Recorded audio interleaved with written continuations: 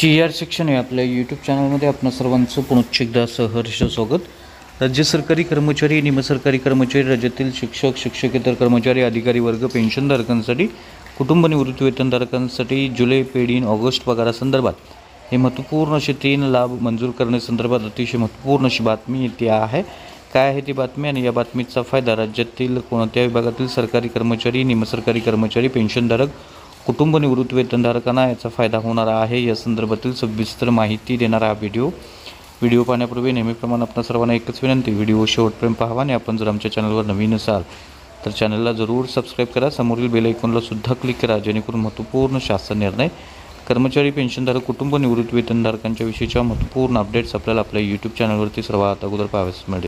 जसे की आपण स्क्रीनवर पाहताय, राज्यातील सरकारी कर्मचारी, निमसरकारी कर्मचारी, राज्यातील अधिकारी वर्ग, त्याचबरोबर पेन्शनधारकांच्या महागाई भत्त्यामध्ये वाढ कधी होणार या संदर्भातल्या कमेंट्स आपल्या यूट्यूब चॅनलवरती प्राप्त होत होत्या आणि या संदर्भात अतिशय महत्त्वपूर्ण अशी बातमी समोर येते आहे। महागाई भत्त्यापाठोपाठ या 2 भत्त्यामध्ये सुद्धा वाढ होणार आहे। राज्यातील कर्मचारी त्याचबरोबर पेन्शनधारकांना केंद्र सरकारच्या धर्तीवर लागू करण्यात येणारा महागाई भत्ता हा जुलै महिन्याच्या वेतनासोबत आता अदा होणार आहे।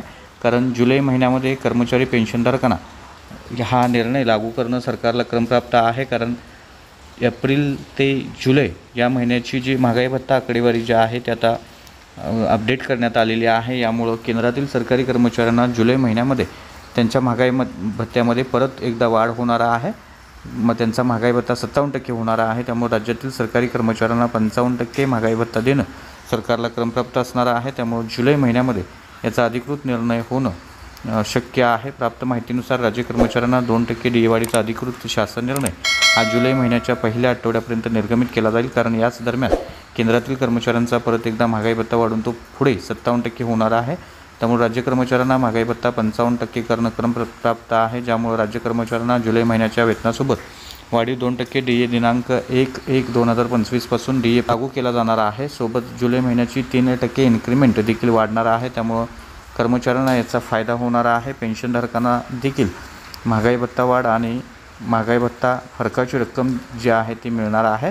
दिनांक 1/1/2025 पासून लागू करण्यात येणारा DA राज्य पेन्शनधारकांना देखील DA फरकासह लागू होणार आहे। त्यामुळे निश्चितच महागाई भत्ता 2% वाढ, इन्क्रीमेंटची 3% वाढ आणि महागाई भत्ता थकबाकी अशा पद्धतीचे 3 लाभ राज्य सरकारी कर्मचारी, निमसरकारी कर्मचारी, राज्यातील शिक्षक, शिक्षकेतर कर्मचारी त्याचबरोबर पेन्शनधारकांना लागू होणार आहे। त्यामुळे निश्चितच ही अतिशय महत्त्वपूर्ण आणि आनंदाची बातमी आहे असं आपल्याला म्हणता येईल।